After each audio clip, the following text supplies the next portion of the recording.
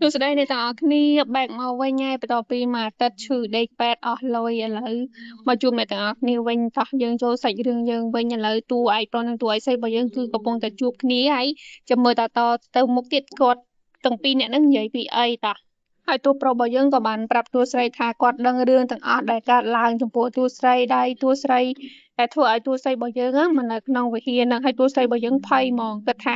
គាត់បានដោះស្រាយជាមួយនឹងតួប្រុសរួចរាល់ហើយនៅកម្មវិធីនឹងហើយអីតួប្រុសមកសើចរើអីនៅក្នុងវិហារនឹងទៀតគិតថាគេមកសួរនាំរករឿងអីទៀតពោះដោយសារតែកន្លះអាវនឹងគឺជាកន្លះអាវដែល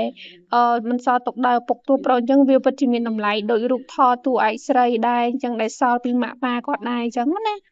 ហើយតួប្រុសរបស់យើងក៏បន្ថែមទៀតថាដោយសារតែរឿងនៅក្នុងកម្មវិធីនឹងបានធ្វើឲ្យតួស្រីរបស់យើងមកដល់មកនៅនឹងអញ្ចឹងគាត់ក៏មានអារម្មណ៍ថាខុសដែរអញ្ចឹងគាត់ក៏ចង់ទទួលខុសត្រូវមកចំណែកផ្នែកនឹងដែលធ្វើឲ្យ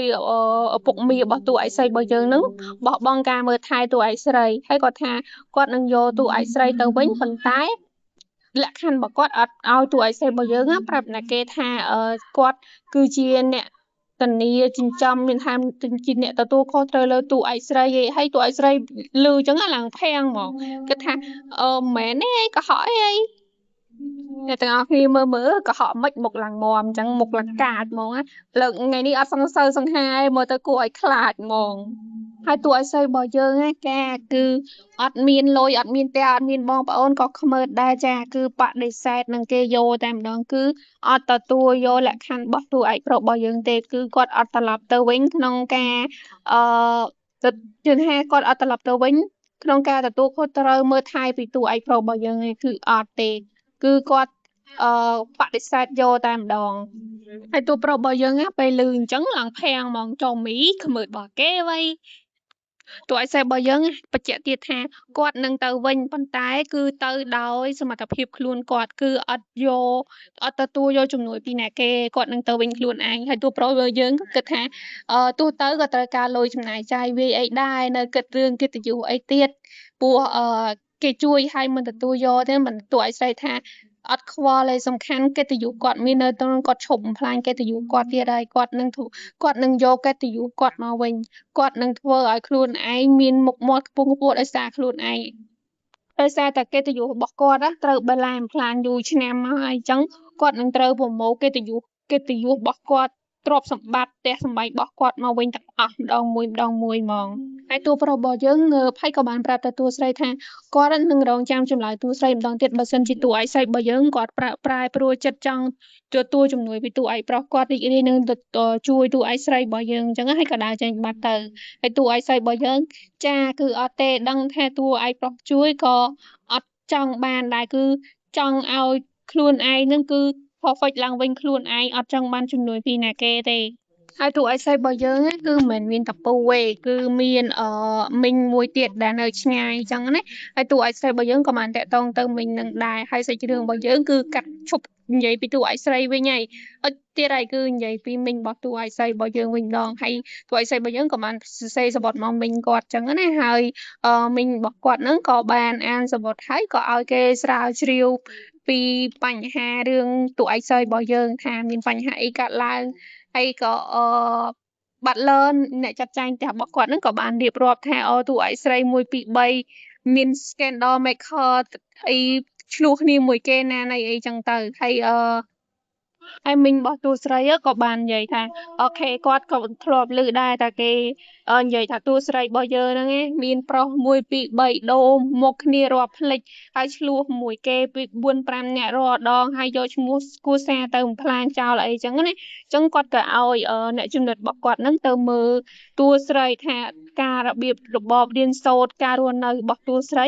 នៅនឹងវិហារបែបណាហើយគាត់ថាគាត់នឹងឲ្យឱកាសតួស្រីតែម្ដងហ្នឹងឯងដើម្បីកែខ្លួនថាកាយឬមិនកែមកធ្វើជាមនុស្សត្រឹមត្រូវវិញឬក៏អត់ហើយឲ្យម្នាក់ស្រីហ្នឹងឈ្មោះរ៉ូសាម៉ាឲ្យទៅបរិញ្ញាតួឯកស្រីរបស់យើងហើយគាត់ក៏បានប្រាប់ទៅរ៉ូសាណាថាអឺបង្រៀនអីក៏បានដែរពីកស្ត្រីឲ្យតួឯកស្រីរបស់យើងបរៀនហើយគឺធ្វើតេស្តផងថាកើតឬមិនកើតចឹងណា រឿងរបស់យើងក៏កាន់មកដល់រោសនាមកដល់វិហារមកជួបតួឯកស្រីរបស់យើងហើយរោសនាក៏បានណែនាំខ្លួនថាគាត់នឹងមកបង្រៀនតួឯកស្រីពីរបៀបរបបកលនិយាយចំគឺកលនារីតែម្ដងហើយគាត់អត់មានបង្រៀនណាគេផ្សេងក្រៅពីតួឯកស្រីទេពីរនាក់នឹងអាចក្បាលនឹងក៏អត់បរៀនដែរគឺធ្វើម៉េចឲ្យតួឯកស្រីរបស់យើងខ្លាយទៅជា perfect lady ហ្មងណាអញ្ចឹងតួឯកស្រីរបស់យើងក៏ប្រាប់ទៅវិញថាអូខេគាត់ពិតជាសប្បាយចិត្តដែររោសនាមកបរៀនអញ្ចឹងគាត់អត់ហ៊ានគាត់នឹងរៀនឲ្យបានល្អណាស់នៃអ្នកឃើញឲ្យដើរឲ្យត្រង់ដាក់តភើលើក្បាលឲ្យជ្រុះទេគឺធ្វើម៉េចខ្លាយទៅជាកុលស្ត្រីហ្មងមុននឹងឲ្យត្រឡប់ទៅវិញហើយក្រោយមកអេម៉ាក៏បានយកខោអាវមកឲ្យតួឯកស្រីហើយប្រាប់ថាខោអាវហ្នឹងគឺជាខោអាវតួប្រុសអ្នកឲ្យគឺជាអំណោយរបស់តួឯកប្រុសប្រូគេអត់ទទួលនេះហើយមកឲ្យខោអាវគេណាទៀតប្រូអូកាឡាគេហ្មងហើយសាច់រឿងរបស់យើងគឺកាត់មកដល់ទីក្រុងវិញគឺគេកម្មវិធីទៀតហើយអ្នកទីក្រុងគេកម្មវិធីរហូតបលាជាមួយនឹងអាបឺតគេរាំមួយគ្នាហើយគេខ្សឹបខ្សៀវអូយពីរអ្នកនឹងសំគ្នាអីណានៃ1 2 3ចឹងទៅហើយអាបឺតគេថាអូគេពិតជាមានសំណាងដែលបាន Golden River បលាហ្នឹងមកធ្វើជាដៃគូរបស់គេគេថាអើយសំណាងនឹងសំណាងដឹងស្អីទេប្រូអើយមើលភ្នែកទៅហើយទៅគេជ្រងសុតសាតហ្មងឯងទូប្រុសរបស់យើងក៏នៅក្នុងកម្មវិធីនឹងដែរគឺឈរមើលពីរអ្នកនឹងពីរអ្នកគូតដឹងគេនឹងរាំអត់ខ្វល់ទាំងអស់ចាហើយ5ខែក្រោយមកគឺតួឯកស្រីរបស់យើងគឺត្រឡប់មកវិញហើយជ័យយោជោគជ័យហើយគឺអេម៉ាជាមួយនឹងអាមេគេលាតួឯកស្រីរបស់យើងគឺតួឯកស្រីវិលត្រឡប់មកសងសឹកវិញហើយថាចាំមើលថាតើនឹងមានអ្វីកើតឡើងខ្លះហើយតួឯកស្រីរបស់យើងជាតែសេះបដាគិតនៅក្នុងចិត្តបដាការត្រឡប់របស់គាត់មកវិញហ្នឹងគឺគាត់នឹងមកយកអ្វីគ្រប់យ៉ាងរបស់គាត់ដែលប៉ាម៉ាក់គាត់បន្សល់ទុកឲ្យគាត់មកវិញទ្រព្យសម្បត្តិផ្ទះគេឈ្មោះកិត្តិយសរបស់គាត់ដែរឪពុកម្ដាយកូន3នាក់ហ្នឹងផ្លាញហ្នឹងគឺគាត់មកយកមកវិញទាំងអស់គឺអត់ឲ្យសល់មួយទេហើយពេលមកដល់ទីក្រុងតួឯកស្រីគឺស្នាក់នៅផ្ទះជាមួយនឹងមីងរបស់គាត់ហើយមកដល់ភ្លាមគឺជួបតែម្ដងហើយមីងនឹងអត់មានសួរសុខទុក្ខក្មួយមិនមកទេគឺសួរថាការរៀនសូត្រនឹងមិនហើយតួឯកស្រីប្រាប់ថាអត់អីទេរោសនាបរៀនណាហើយគាត់ប្រាប់ថាគឺរៀនប្រឹងរៀនឲ្យស័ក្តិសមនឹងតម្លៃដែលគាត់ផ្ដល់ឱកាសជាលើកទី2ឲ្យហើយបើសិនជាតួឯកស្រីមិនខ្លាញ់ឱកាសហ្នឹងគាត់នឹងបោះបង់តួឯកស្រីចោលដោយពូរបស់តួឯកស្រីអញ្ចឹងហើយគាត់ក៏មើលតួឯកឃើញតួឯកស្រីពីតូចថាសម្លឹងកែវភ្នែកអីគឺនៅដូចដើមអត់ប្រែប្រួលអីទន្តិចសោះគឺនៅដូចពីក្មេងដដែលហើយមីងរបស់តួឯកស្រីក៏បានសួរតួឯកស្រីពីរឿងតកតូជាមួយនឹង rumor ដែលតួឯកស្រីហ្នឹង1 2 3ដែលពីមុនមកមានបញ្ហាអីចឹងគាត់ចង់ដឹងថារឿងទាំងអស់ហ្នឹងពិតឬមិនពិតតែតួឯកស្រីរបស់យើងគឺខ្មើទៀតចាគាត់ថាអត់ប្រាប់ទេគាត់ថាគាត់នឹងបញ្ជាក់ខ្លួនឯងឲ្យ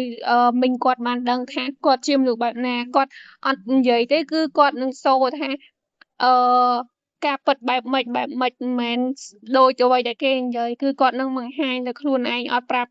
មីងរបស់គាត់ទេអូយតួឯកស្រីយើងនេះគឺខ្មើកំពូលខ្មើតែម្ដងចាណាមួយទូស័យរបស់យើងក៏គិតថាទូគាត់និយាយថាគាត់មិនបានធ្វើក៏គ្មានណាជឿដែរដោយសារតែគាត់អត់មានផុសតាងអញ្ចឹងមានតែសកម្មភាពនៅកាយវិការរបស់គាត់ដែលអាចបង្ហាញថាគាត់ជាមនុស្សបែបម៉េចបានអញ្ចឹងហើយមីងគាត់ក៏និយាយថាបើសិនជាអត់ប្រាប់ចឹងអត់ខ្លាចមីងនឹងដកគឺថាអត់ជួយបំណុកម្ដងអីចឹងថាតែគេថាគេជឿជាក់មីងគេថាមើលមនុស្សមិនខុសណានៃចាអូយ confident កប់ level ចាតួឯកស្រីរបស់យើងអត់ខ្វល់អីមិនតិចប៉ុន្តែ confident ហ្នឹងក៏ធ្វើឲ្យមីងរបស់តួឯកស្រីហ្នឹងគឺជឿជាក់តួស្រីហ្មងថាតួឯកស្រីរបស់យើងមិនមែនជាមនុស្សបែបហ្នឹងទេហើយគាត់ក៏បាននិយាយទៅតួស្រីថាជា noble lady ជានារីថ្លៃថ្នូរមិនពាក់ខោអាវបែបហ្នឹងមើលខោអាវក៏អត់សមជានារីថ្លៃថ្នូរអីមិនតិចទេកូនអ្នកមានមួយតមូពាក់ខោអាវអត់សមសួនអីចឹងខុសទៀតនឹងរឿងខោអាវនឹងទៀតហើយគាត់ក៏ប្រាប់ឲ្យរោសាណាហ្នឹងនឹងរៀបចំខោអាវឲ្យតួស្រីរបស់យើងហើយតួស្រីរបស់យើងនេះឡើងភាំងហ្មងអើយក៏ទៅអាគ្នាមិននិយាយក៏ខុសអាគ្នានិយាយក៏ខុសដែរគេអ្នកមានធ្វើមិនក៏សមដែរហើយតួស្រីរបស់យើងលឺដល់ពេលគេថាពាក់អាវអត់សមខោអាវអត់សមរម្យចឹងគឺភ័យហ្មងគឺអត់មានលុយដោយសារខ្លួនឯងពូរបស់គាត់យកអស់ហើយនឹងមានលុយណាទៅទិញកៅអៅទិញអីចឹងណាប៉ុន្តែមីងរបស់គាត់ប្រាប់ថាlist ស្ដាប់គាត់មិនមែនជាដូចពូរបស់តួឯកស្រីមុនទេដែលចាំតួស្រីអត់ឲ្យគុតគងសម្ភារៈហូបចុកអីខោអាវអី គាត់នឹងរៀបចំឲ្យមកកាផ្លេហ្មងគឺខោអាវគឺថា everything អ្វីគ្រប់យ៉ាងដែលតួស្រីយើងត្រូវការគាត់នឹងផ្គត់ផ្គង់ឲ្យមែនចាសម្ដីអាក្រក់ទេមាត់អាក្រក់តែចិត្តល្អមែនតើហើយតួស្រីរបស់យើងអូយឡើងរំភើបចិត្តហ្មងព្រោះគាត់មិននឹកស្មានថាមិញរបស់គាត់នឹងរៀបចំផ្គត់ផ្គង់ឲ្យគាត់មានបន្ទប់តខ្លួនមានខោអាវមានអីគេរៀបចំផ្គត់ផ្គង់សពបែបសពយ៉ាងអញ្ចឹងគាត់អត់ដែលទទួលបានពីពូរបស់គាត់ទេបន្ទាប់ពីប៉ាម៉ាក់របស់គាត់ស្លាប់ទៅគឺគេចាត់ទុកគាត់ដូចអ្នកបម្រើវិញអញ្ចឹងណាដូចអត់មានខ្វាយខ្វល់ពីគាត់ទេហើយតួឯកស្រីរបស់យើងក៏បានដើរមើលជុំវិញបន្ទប់របស់គាត់ថ្មីអញ្ចឹងគាត់មិននឹកស្មានថាគាត់បានបន្ទប់ personal តខ្លួនអញ្ចឹងណាហើយមីងរបស់គាត់ក៏បានប្រាប់ថាឈប់មើលទៀតទៅហើយមកអង្គុយជិតគាត់មកហើយគាត់ប្រាប់ថាអាទិត្យក្រោយនឹងមានកម្មវិធីជប់លៀងមួយនៅសប្តាហ៍ក្រោយហើយតួឯកស្រីថាសប្តាហ៍ក្រោយហើយអត់មានអីទាំងអស់តួឯកស្រីរបស់យើងមកទៅកៅអាវមកកវាច់មកនឹងមានអីណាសប្តាហ៍ពេលនឹងដែរមីងរបស់តួឯកស្រីបានឲ្យអ្នកបម្រើយកខោអាវមកនេះទាំងទូមកហ្មងអូខោអាវផាត់មុខផាត់អីគឺដាប់ឆ្លាក់តួឯកស្រីឲ្យទៅជា perfect lady ហ្មងជា normal ជាគេហៅ noble lady ដែលមើលទៅខ្ពង់ខ្ពស់ស័ក្តិសមនឹងកិត្តិយសអីចឹងណាហើយគេថាហើយគាត់ថាទៀតខោអាវតួស្រីពាក់ហ្នឹងសមជាមួយនឹងអីអត់ស័ក្តិសមជា noble lady ទេសមជានារីដែលធ្វើស្រែចម្ការអីណាណីចឹងបើចង់ក្លាយទៅជាអ្នកដែលមានមុខមាត់ខ្ពង់ខ្ពស់គួររៀបចំខ្លួនឲ្យស្អាតបាតសក់ងើបក្បាលអត់ទេណាសូម្បីតែដើរអោនមុខចុះក៏មិនបានដែរគឺត្រូវតែពើដើรงើបក្បាលពើងទ្រូងហ្មងអូយកាចមែនយាយហើយខោអាវផាត់មុខធ្វើសក់អីគឺគាត់អ្នករើសចំណែកឯងសម្រាប់នៅក្រែមឯងអត់តន់លាបទេហើយគាត់ប្រាប់ថាក្រែមហ្នឹងគឺឲ្យតួឯកស្រីយើងអ្នករើសខ្លួនឯងហើយតួឯកស្រីរបស់យើងដំបូងគិតថាយកពណ៌កាពណ៌ pink ឯងពណ៌កាឈូកឯងបន្ទាប់មកក៏ដូរចិត្តយកពណ៌ក្រហមព្រោះគិតថាបើសិនជាគាត់អត់ប្រែខ្លួនគាត់ទៅជាមនុស្សដែលរឹងមាំទេគឺគេនឹងធ្វើបាបជន់ប្លិចដោយលើកមុនទៀតហើយសាច់រឿងរបស់យើងក៏កាត់មកដល់វគ្គនៅអាទិត្យក្រោយនៅកម្មវិធីដែលគេជប់លៀងហ្នឹងហើយនៅក្នុងកម្មវិធីហ្នឹងតួប្រុសក៏បានចូលរួមដែរហើយតួប្រុសរបស់យើងក៏ស្គាល់ជាមួយនឹងមីងរបស់តួឯកស្រីយើងដែរគឺកំពុងតែចែកគ្នារឿងរ៉ូស៊ីអីចំនួនជាមួយគ្នាអញ្ចឹងណាហើយតួប្រុសរបស់យើងក៏បានសួរទៅកាន់មីងនឹងថាថ្ងៃនេះណែមណាគេមកហើយមីងនឹងក៏បានប្រាប់ថានាំក្មួយស្រីគាត់មកគឺតួឯកស្រីរបស់យើងហើយតួឯកប្រុសឡើងភាំងក្មួយស្រីណាគេហើយក៏បានប្រាប់ឈ្មោះទៅតួឯកប្រុសថាតួឯកស្រីរបស់យើងឈ្មោះ Harriet ហ្នឹងហើយក្តីតួឯកប្រុសភាំងតែធំហ៊ានយកតួឯកស្រីមកទៀតដោយសារតួឯកប្រុសយើងគិតថាតួឯកស្រីមានប្រវត្តិអត់ល្អអញ្ចឹងណាគេអត់ចង់ទទួលចឹងណាអត់ចង់មើលថែចិញ្ចឹមតួឯកស្រីរបស់យើងទេប៉ុន្តែមីងហ្នឹងគាត់ថាគាត់មិនមែនចាំមើលថែតួឯកស្រីទេគាត់គឺវិនិយោគនៅលើតួឯកស្រីព្រោះតួឯកស្រីធំធាត់នៅខុសកន្លែងអញ្ចឹងបានជាលូតលាស់មកអត់ល្អអញ្ចឹងណាខ្ញុំយកមកស្រោចទឹកដាក់ជីធ្វើម៉េចឲ្យតួឯកស្រីចេញផ្លែផ្កាល្អជាងបេឡាទៀតអ្នកវិនិយោគ business សុទ្ធសាធហ្មងហើយក៏បាននិយាយទៅកាន់តួប្រុសទៀតថាគាត់នឹងបញ្ជាក់បង្ហាញថាអ្នកទាំងអស់គ្នាដែលគិតលើតួឯកស្រីហ្នឹងគឺខុសស្រឡះពីការពិតជាក់ស្ដែងហើយគាត់នឹងធ្វើឲ្យអ្នកទាំងអស់គ្នានឹងភ្ញាក់ផ្អើលមានតែគេភ្ញាក់ផ្អើលណាតួឯកប្រុសយើងក៏ភ្ញាក់ផ្អើលដែរនេះភ្នែកឡើងភ្លឺហ្មងអត់គិតស្មានថាតួឯកស្រីរបស់យើងនឹងត្រឡប់មកវិញអញ្ចឹងណាហើយតួឯកប្រុសរបស់យើងក៏បានថាការគិតរបស់គាត់ក៏គាត់មិនដែលគិតថាជាការវិនិយោគតូនអ្នកស្អាតអត់គេមកវិញហើយអូខេសាច់រឿងរបស់យើងក៏ស្លេះត្រឹមតួឯកស្រីយើងត្រឡប់មកវិញនៅក្នុងកម្មវិធីហ្នឹងអូខេបាយបាយកុំភ្លេចចុច like ជាមួយនឹង subscribe ឲ្យផងបាយបាយ